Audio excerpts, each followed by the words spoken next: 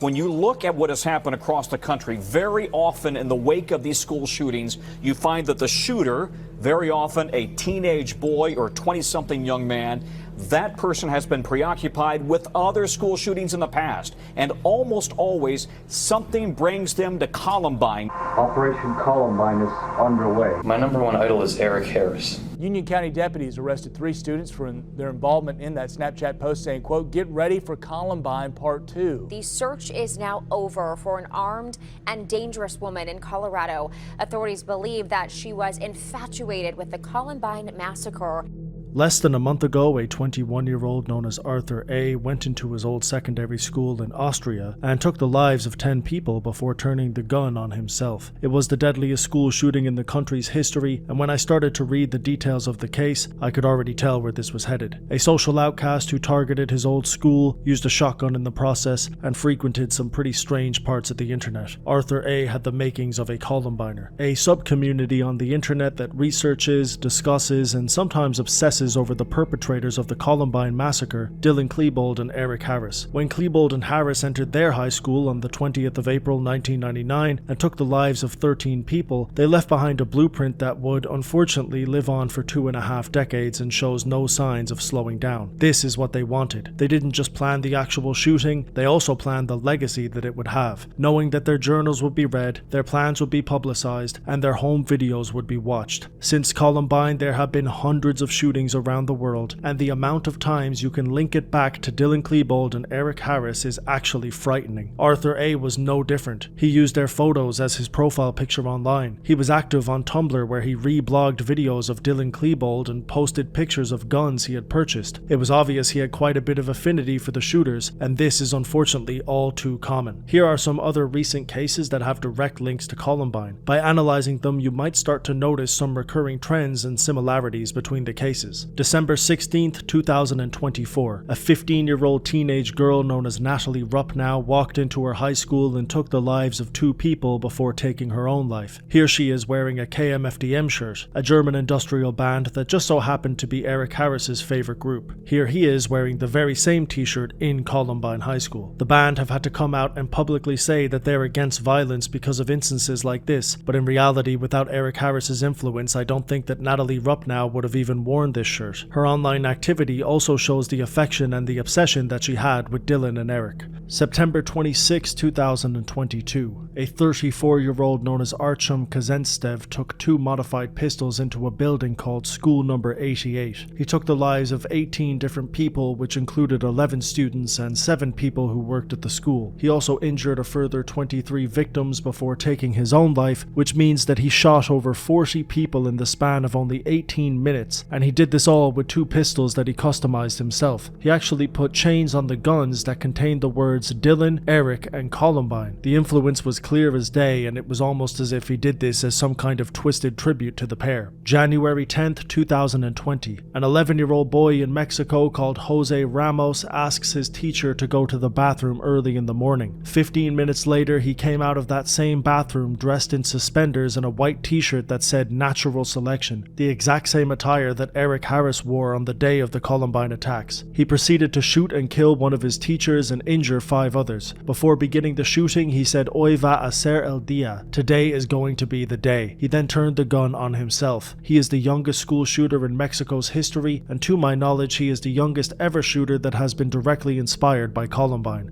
March 13th, 2019. 2 assailants, 17-year-old Guilherme Montero and 25-year-old Luiz Henrique, walked into a state school in Sao Paulo, Brazil, and took the lives of 7 different people. Earlier that day, Montero had killed his own uncle, and after the pair had finished attacking the school, Montero actually turned the gun on Henrique and killed him before taking his own life. The pair had known each other for over a decade, and the last year of their life consisted of planning this attack, with their main inspiration being Columbine. They even dressed up as the 2 shooters from the 2003 movie Elephant, a movie that was also inspired by Columbine and actually does feature one of the shooters killing the other. There was also a rumor that on the day of the Columbine attack, Eric Harris actually killed Dylan Klebold, but this was confirmed to be untrue. However, in this case, one of the killers did actually kill the other. And this is one of the only cases directly inspired by Columbine that actually features 2 shooters. Regardless of how influential Columbine is in modern day attacks, it's still still extremely rare to see multiple perpetrators commit a massacre together. This is one of the few cases that shares this commonality with Columbine. 17th of October 2018, 18-year-old Vladislav Roslyakov walks into his old school in Crimea with a combination of guns and bombs. Between the explosions and the gunfire, he took the lives of 20 people and wounded 67 others, making this one of the deadliest school massacres in history. While he did this, he wore a shirt that had the Russian word for hatred. The clothes he wore on the day were eerily similar to Eric Harris, and his online history showed that he was a fan of the pair. He was quoted as saying they were awesome and that something like Columbine happening in his area would be a good thing. Much like Klebold and Harris, he too took his own life with a shotgun in the library of his school.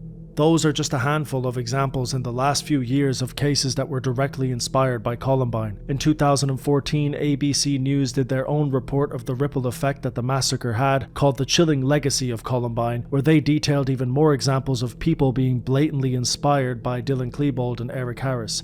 Perhaps no case demonstrates the Columbine obsession more than the 2006 shooting spree of this sadistic North Carolina killer. He convinced a family member to drive him to Columbine. Columbine High School, right there. And you see over there? That's the library. That's where everything took place, right there. He bought the same guns. This, my friends, is what Eric Harris used in the Columbine massacre. He even dressed like them. Operation Columbine is underway. Tragically, it was more than just play acting. The suspect shot and killed his father, then opened fire at his high school, wounding 2 students. Remember Columbine! He was arrested in this t-shirt. They're looking for things that align with whatever their perceived grievances. They have taken an unusual fascination in Columbine and other large-scale horrific attacks. The modern era of active shooter events really began with Columbine. The copycat phenomenon is real. They're looking to those attacks for inspiration, and sometimes it even turns into sort of a hero worship.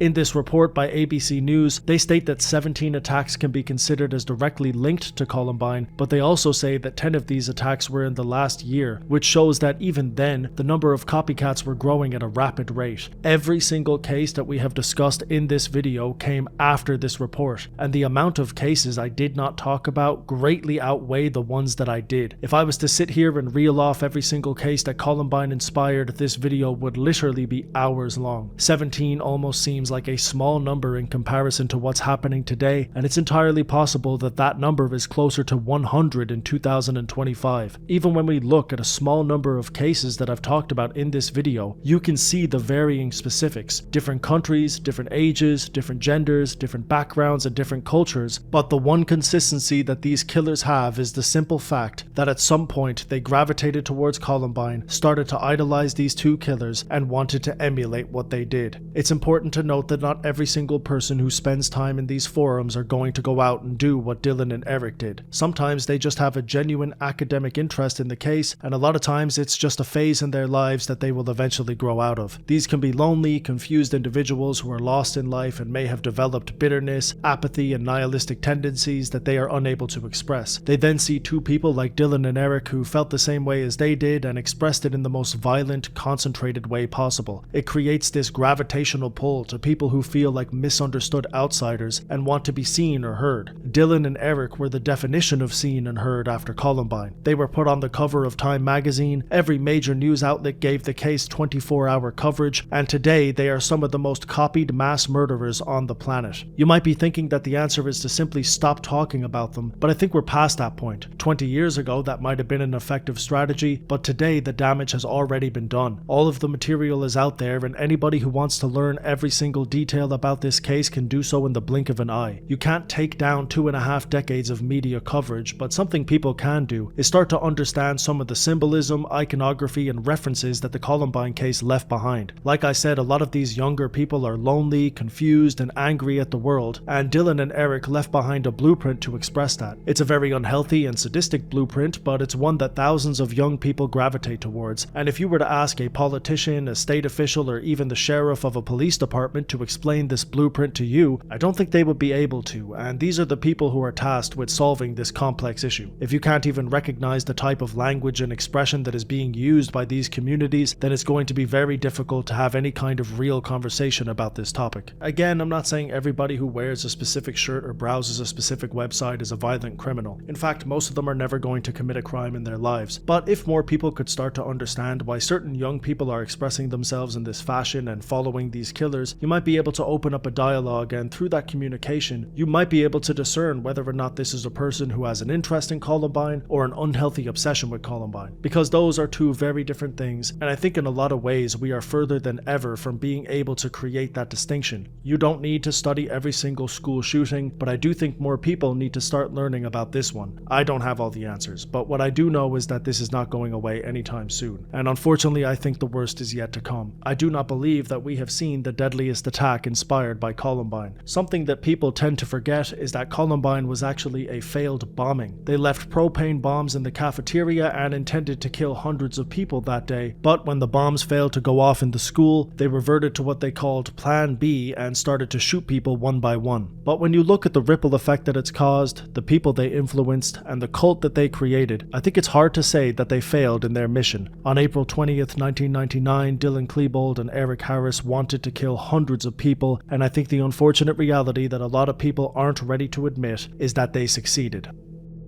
Now, how did these two students essentially become cult figures for other gunmen now? That's an excellent question that I don't have an easy answer for. I think part of it was that what they did was very unique at the time, that they would mount an attack such as this, using both firearms as well as attempting to use bombs at the school. And typically that's what we see in these young perpetrators, is they will follow very closely individuals that have preceded them and have carried out these acts of violence.